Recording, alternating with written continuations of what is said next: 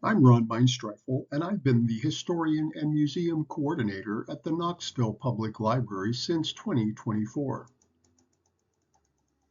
Silas Billings was a successful lumberman, merchant, mill operator, distiller, hotelier, and landowner in the early days of Knoxville.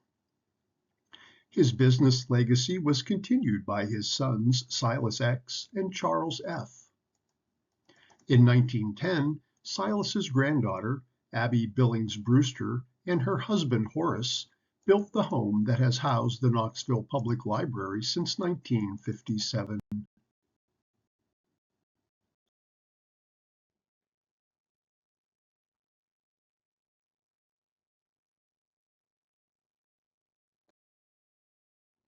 Boldness and daring were qualities that helped men succeed as pioneers as they explored, opened, and settled wilderness areas like the Cowanesque and Pine Creek valleys. Silas Billings was an influential pioneer in this region in the early 1800s. He had a significant impact on the economic growth and business development of Tioga County, specifically the Knoxville and Gaines areas.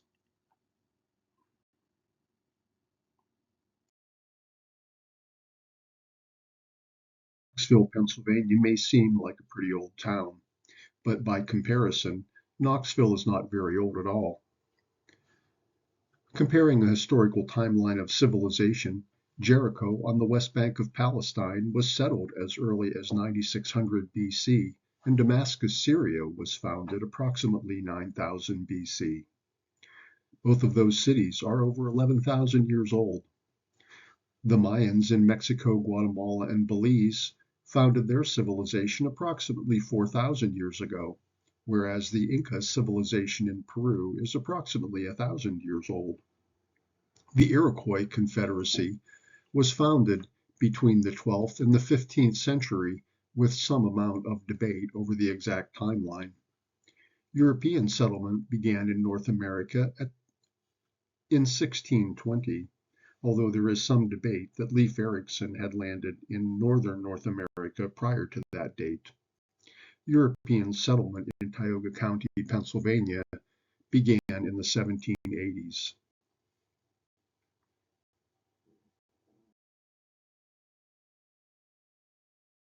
Of the Duomo di Milano, or the Milan Cathedral in Milan, Italy. This is the second largest cathedral in the world and has 135 spires. How does this relate to Tioga County history? Well, this cathedral was begun in 1386 and was not completed until 1965. It took almost 600 years for them to complete this giant cathedral. The cathedral was started before Columbus discovered America and was finished only about 60 years ago. Actually, no documented written history of Native American tribes in the days before European settlement in this region.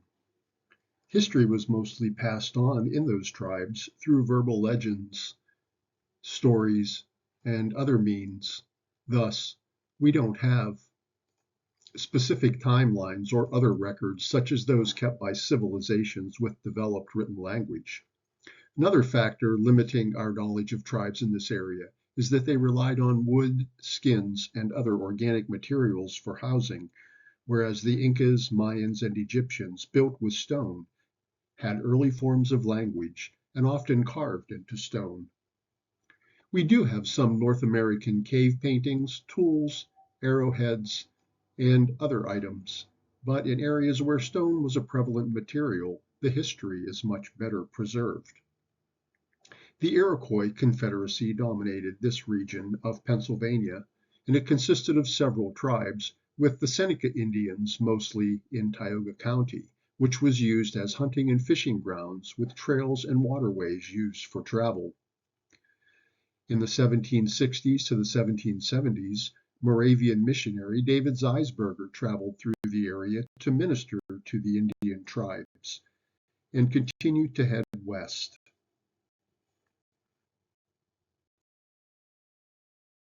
Machu Picchu in Peru. This is a civilization that began over 1,000 years ago. However, many of their dwellings and similar structures were well preserved due to being constructed of stone.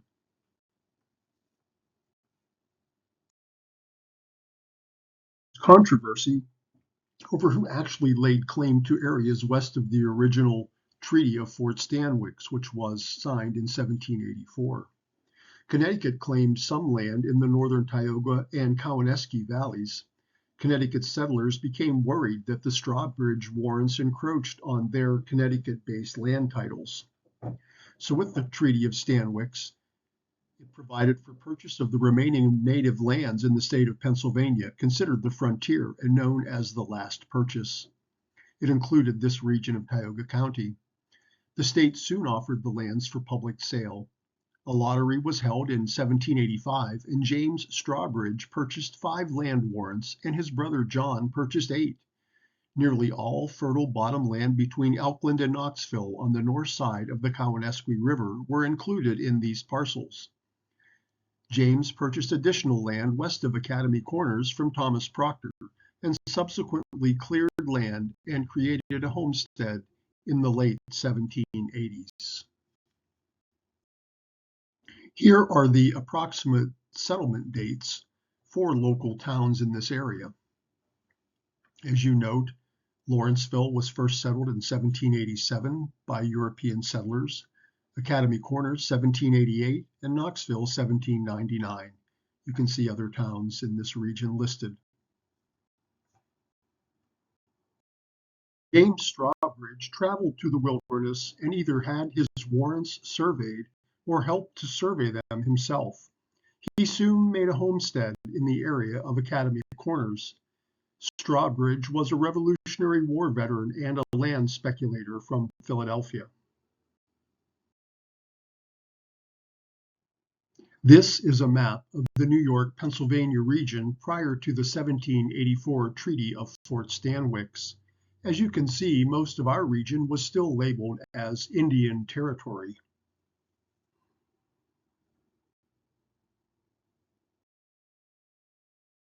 You can see a small section in red highlighted above is the approximate area of northern Tioga County at the time of the last purchase in 1784.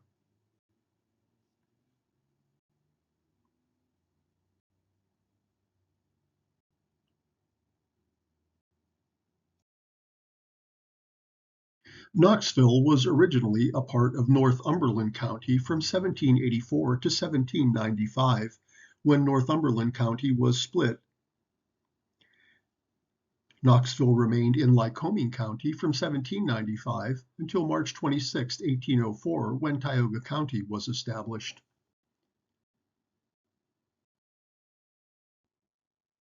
Here we can see the warrants that James Strawbridge had surveyed and named. His initial homestead was in the area of Academy Corners, or James' Choice. Knoxville was in the warrant he called Delight.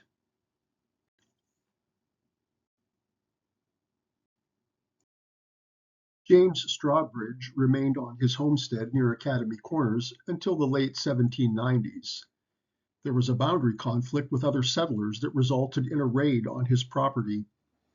Following his brother John's death, James assumed his brother's business interests in Philadelphia, and he never returned to live in Tioga County.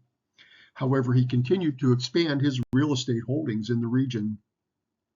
When James became ill and died in 1805, his nephew George Strawbridge acquired properties in the Cowanesque Valley at a sheriff's sale and succeeded in reselling them to settlers in the 1810s and 1820s. There's a portrait of George Strawbridge, who was the nephew of James Strawbridge and the son of John Strawbridge. George was able to liquidate most of his land holdings in the Cowanesque Valley in the early 1800s.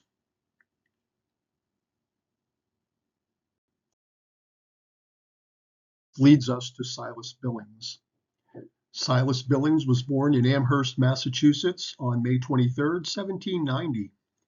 His father was David Billings and his mother was Hannah Hyde Billings. At the age of 6, the family moved to Cazenovia, New York, and his parents remained there the rest of their lives.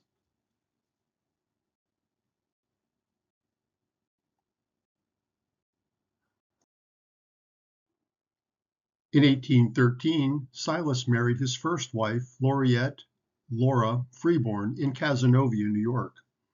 Silas did not stay very long in Cazenovia and headed south by 1819, leaving his wife and 3 young children behind. Prior to his arrival in Tioga County later that decade, he spent about 2 years carding wool and making linseed oil at Sealy Creek in Southport, New York, southwest of Elmira, then known as Newtown. During his time there, he evaluated land in the Cowanesque Valley. Silas Billings was not the first settler or businessman in the Cowanesque Valley, but he became one of the most successful. In 1787, Samuel Baker settled in Lawrenceville.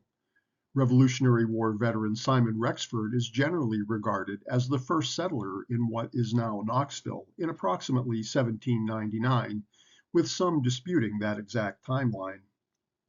James Strawbridge had settled in the Academy Corners area somewhere in the vicinity of 1786 to 1792 range. Other families that came in those early years included the Madisons, the Knox family, which initially settled near Academy Corners, Albas, Costley, and Goodspeed. Thomas Cummings is the lone Revolutionary War veteran with a documented gravesite at the Riverside Cemetery, although Ebenezer Seeley was buried at the old Quaker Cemetery. In March 1822 in Cazenovia, New York, Silas Billings closed a deal to purchase over 5,000 acres of land for $2,000, which would be about $55,000 in 2026, from an agent of George Strawbridge.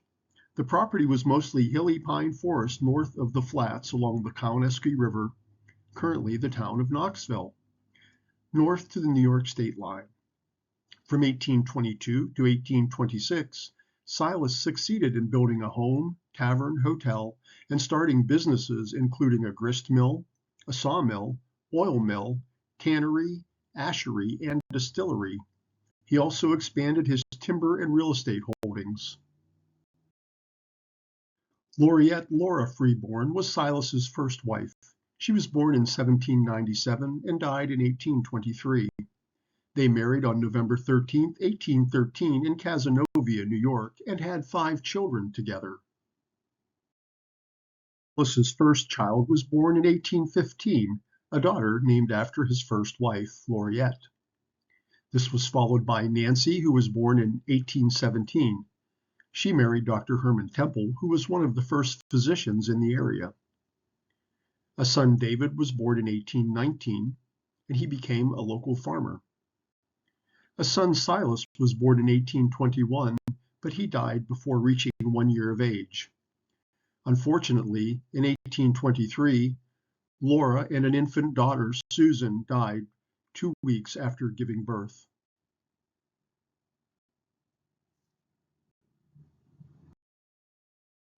Following the death of Laura, Silas married Laura's younger sister, Nabby, in 1823.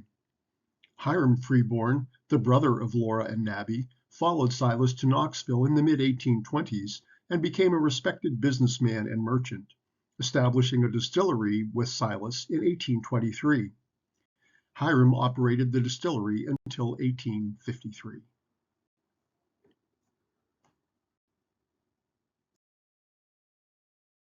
In our collection of business records at the Knoxville Public Library and Museum, we have some interesting receipts from the distillery. This one states, Mr. Freeborn, please to me send a gallon of whiskey. Your planks are sawed and ready on demand. April 14th, 1852.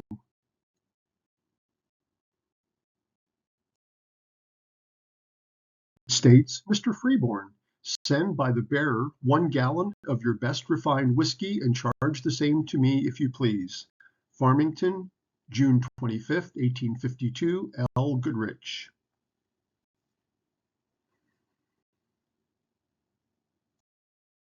Information from the distillery indicates that they used about 3,000 bushels of corn, rye, and barley per year. Whiskey sold at 31 cents per gallon by the barrel or 50 cents per single gallon. The average price for corn and rye was 50 cents per bushel. This was in the early to mid 1800s.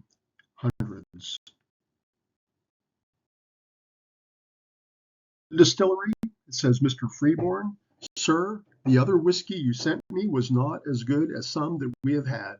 Give me the old kind if you have it." So there may have been some issues with quality control towards the end of the distillery. One of the most noteworthy things that Silas accomplished was the creation of his mill. The original Silas Billings grist mill was built by John Spicer in 1825 on the east side of Troops Creek. Billings later built a sawmill slightly upstream. It remained water-powered until 1854. The mill had many subsequent owners and was known at various times as the Johnson, Birch, Birch and Conkling, Conkling and Campbell, Cady, and Bates feed mill.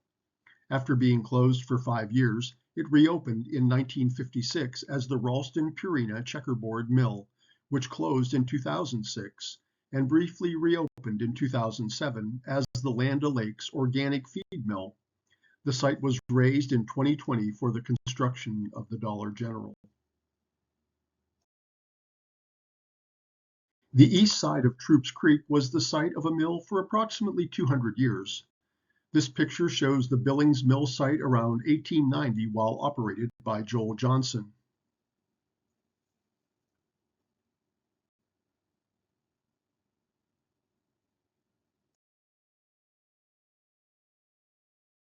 Is the original sign that was on the Billings Mill.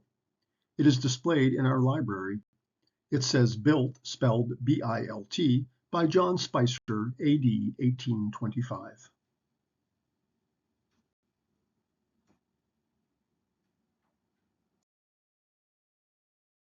Another artifact the museum has on display is this millstone axe bit used to sharpen millstones at the Billings Mill.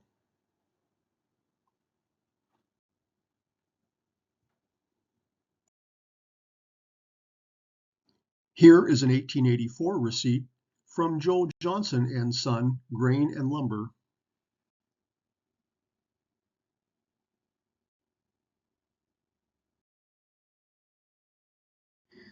The mill site has undergone numerous changes over the 200 years it served as a mill, from a simple grist mill to later expanded versions of a feed mill.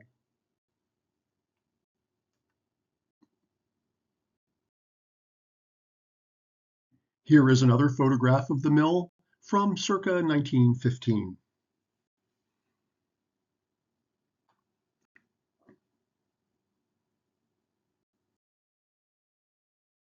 Here is a flour sack from the Knoxville roller mills, Birch and Conkling, Knoxville, PA, circa 1920.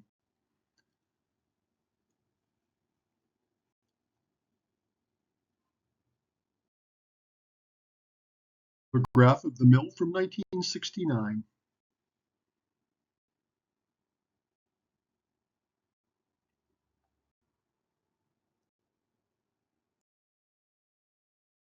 Another photograph, this one from 2001.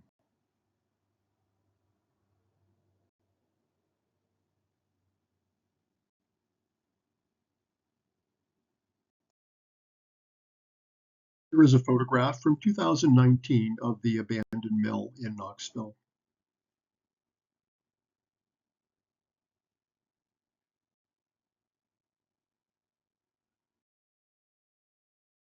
Here's one final photograph of the old mill prior to demolition in 2020.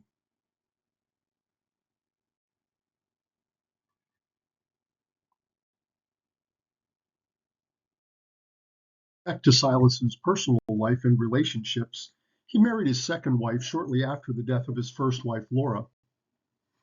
His second wife was Laura's younger sister, Nabby. Nabby was born in 1805 and died in 1831.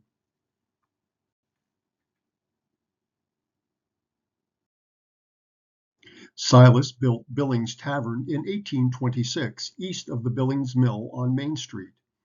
The large two-story frame structure was the home of Silas Billings, his second wife Nabby, and their children when the family lived in Knoxville.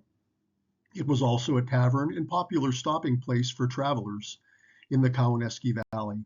It was destroyed by fire in 1897.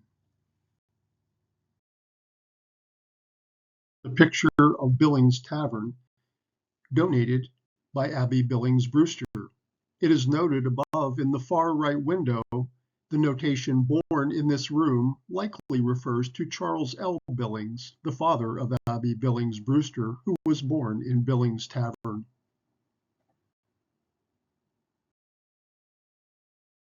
This map of Knoxville, when it was founded as a town in 1851, shows the locations of the Billings Mill and Tavern on Main Street. Also of note is the home of Herman Temple next to the Billings Tavern. To the right is the Alba House, the current museum property. It is also interesting to note that the current Water Street was called Mill Street.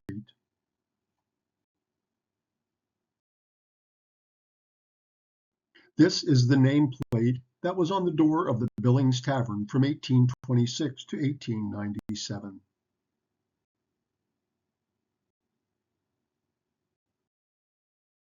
Silas and Nabby had 4 children together. Julia was born in 1824 but died as a teenager in 1839. Silas X was born in 1826. Abby was born in 1828, and Charles F. was born on February 16, 1831. Unfortunately, Nabby died giving birth to Charles. Charles became the husband of Helena Sweet Billings and was the father of Abby Billings Brewster, who, along with her husband, built the Brewster House in 1910. Following the death of his second wife, Nabby, Silas married Rosetta Chapman in 1831.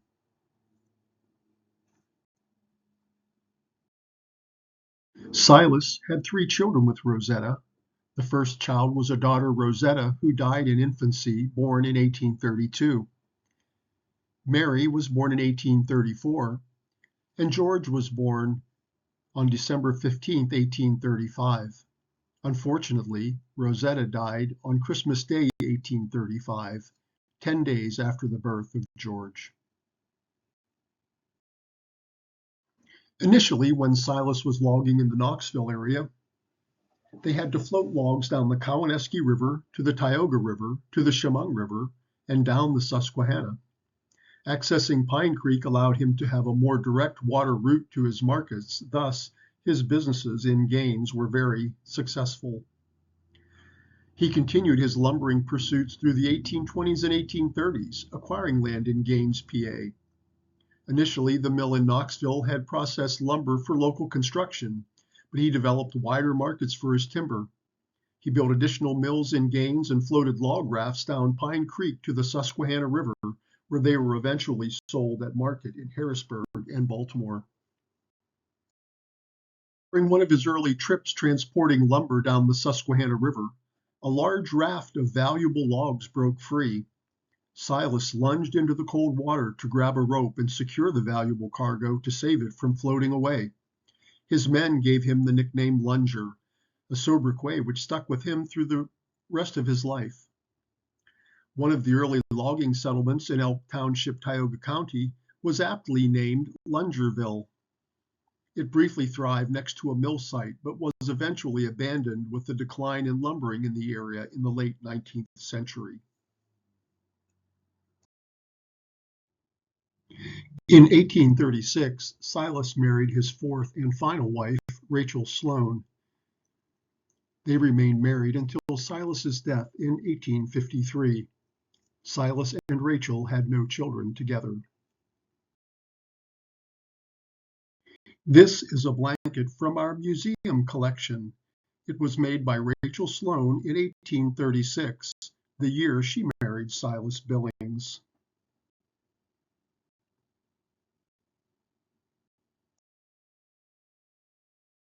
Silas maintained routine correspondence with his parents, who continued to reside in Cazenovia, New York. Also, his sons often corresponded with him following his move to Elmira. This is a 1939 letter from Silas to his parents prior to his move to Elmira. It is noteworthy that his penmanship was quite poor. Silas appreciated the access to better schooling for his children and overall perceived better living conditions in the city of Elmira as opposed to frontier living. So Silas moved to Elmira in 1840. He maintained contact with his business interests in Pennsylvania, with some being managed by his sons.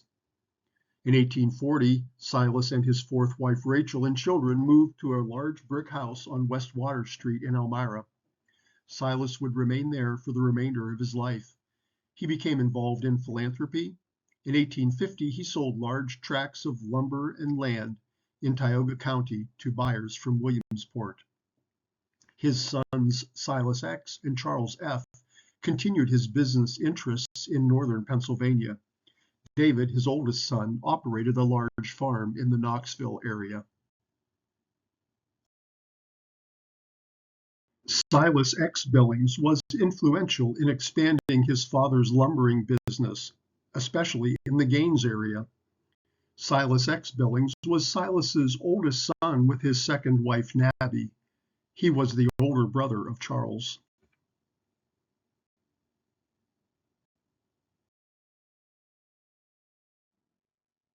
This is an item from our museum collection. It is a metal nameplate used to mark timber by S. X. Billings of Pine Creek in the late 18th century.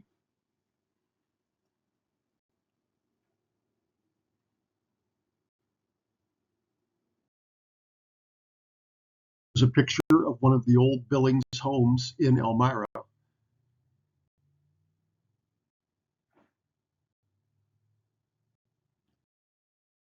This home was the building next to the brick home Silas and Rachel purchased in Elmira. It was used for business purposes for a period of time and was moved to Gray Street. It was later used as a residence for members of the Billings family. Silas's youngest daughter, Mary, received the property as a gift from her father. She lived there with her husband, John Dexter, until 1891, when it was occupied by her nephew, Edward B. Billings.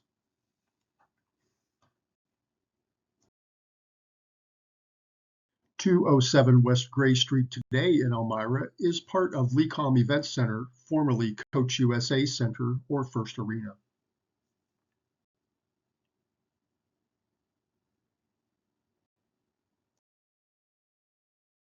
For much of his life, Silas did not regularly attend church, but his wives and children did. He was a supporter of the temperance and anti-slavery movements.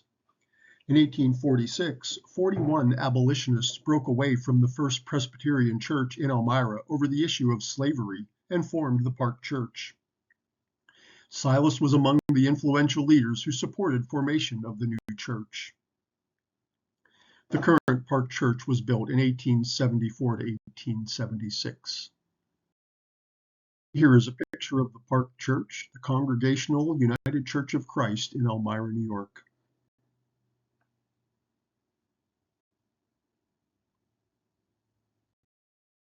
In 1852, Silas Billings donated $2,000 to Hamilton College in support of their construction of the Litchfield Observatory on campus. The observatory no longer exists. Silas died in 1853, 3 years before the project's completion.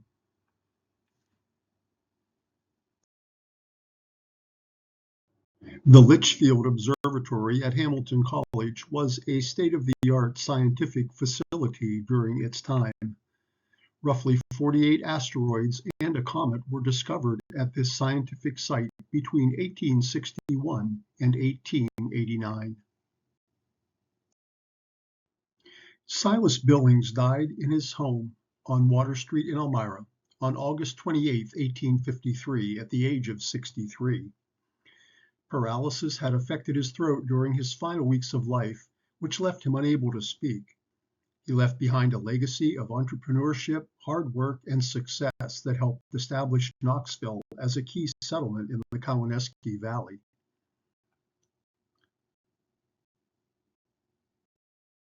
Silas Billings is buried at Woodlawn Cemetery in Elmira, New York, Section D, Lot 141, grave number 5.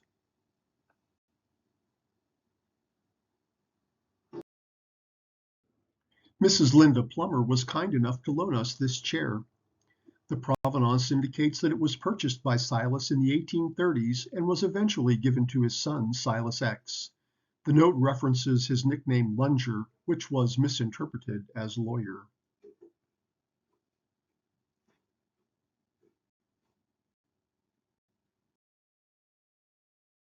This is Lunger's chair that was used in the lumbering industry in the early 1800s.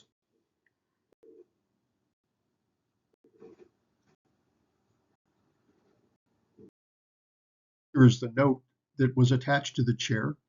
It says this chair was bought by Lunger about 1836 when in Knoxville, PA, and moved to Gaines by S.A. Billings, used by him until death, and then used by P.F. Paddock for many years, and given back to S.X. Billings after death of X.X. Billings, given to Jesse Locks, to R.T. Martin about 1895, then moved to Gailton, PA, January 30th, 1903.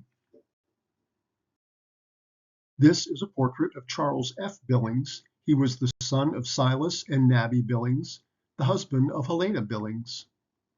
He was the father of Abby Billings Brewster and donated Billings Park to the town in 1892.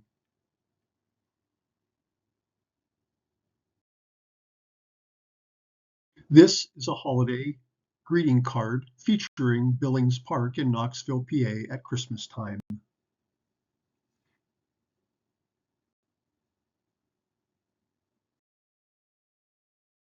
This is another early 20th century postcard featuring Billings Park in Knoxville, PA.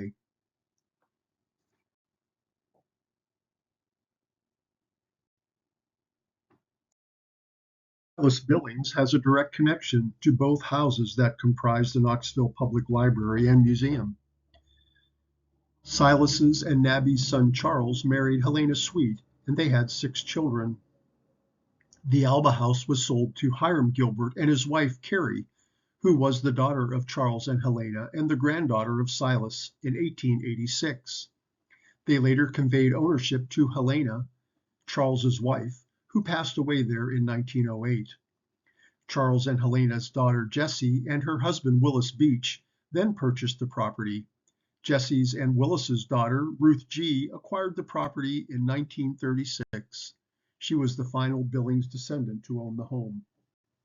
The home was later owned by Edwin and Jane Glover.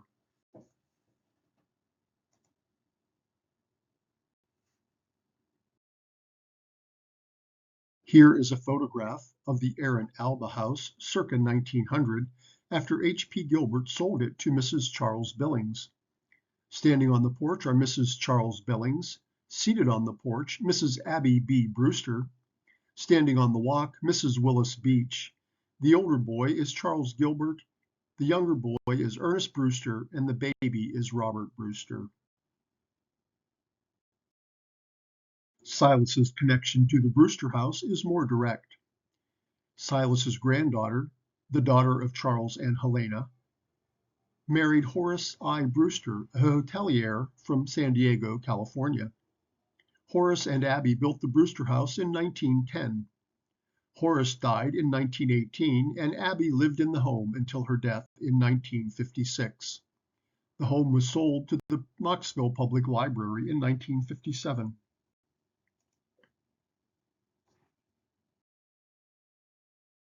Here is a picture of the Knoxville Public Library, 112 East Main Street, Knoxville, PA. The building was built in 1910 by Horace and Abby Billings Brewster. This picture is before the most recent renovation. Here is a picture of Horace I. and Abby B. Brewster. This picture was likely taken in the early 20th century.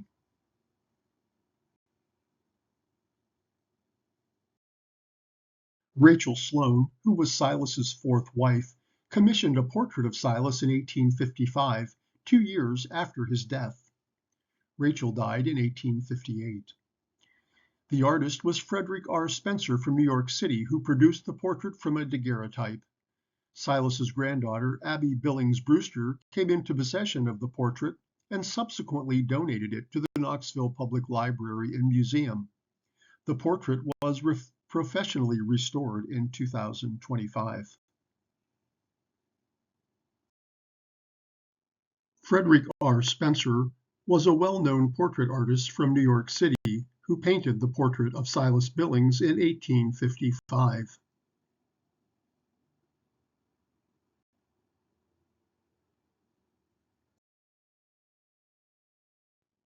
This is a copy of the letter from the artist Frederick R. Spencer to Mrs. Silas Billings upon the completion of his 1855 portrait.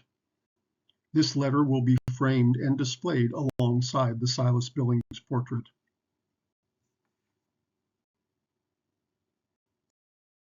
The letter reads, "Herewith I send Mr. Billings' portrait and daguerreotype. If the portrait is not satisfactory, it is to be returned to me and no charge made. If you accept the portrait, that with the frame and box was to be $100, which is $3,725.54 in 2026 dollars. If there should be another for Hamilton College, it will not be necessary to return this portrait, as I have made a record of it, so that with the daguerreotype sent back to me, I think there will be no difficulty in painting another. If this portrait should want any alterations, it will be best to take it out of the frame and send it to me in a light box, as that will save all danger to the frame. If the portrait is accepted, I should like you to inform Professor C. Avery of the fact.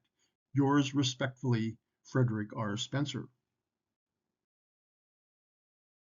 And this is the artist's note on the back of the painting that indicates it was painted from a daguerreotype in August 1855 in New York by Frederick Spencer.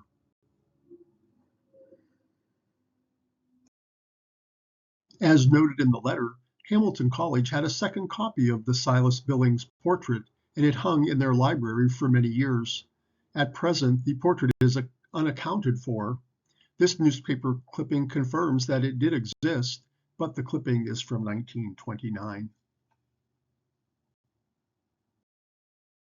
The 1855 portrait of Silas Billings was professionally restored in 2024 and 2025 by Clara J. Zold of Zold Art Conservation in Corning, New York. The new frame was constructed by Marwin Cummings from Tioga, PA in 2025.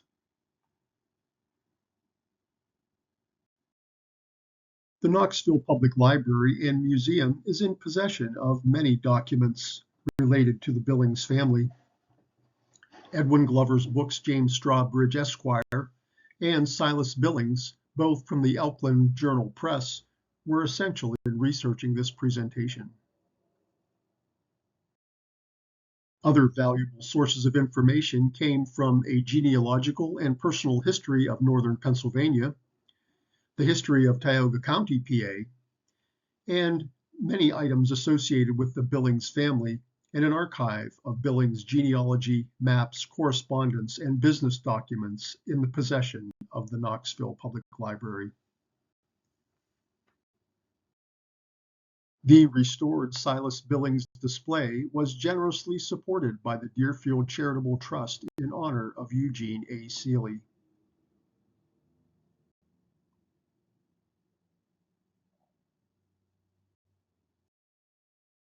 If you have any questions or comments or would like to contact me, here is my contact information at the Knoxville Public Library.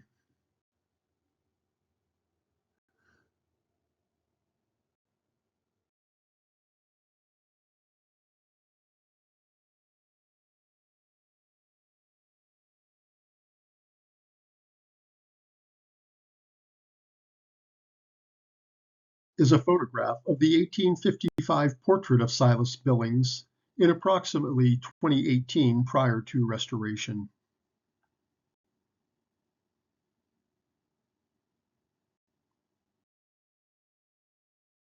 And finally, this is a side-by-side comparison of the 1855 portrait of Silas Billings prior to restoration and the current restored version.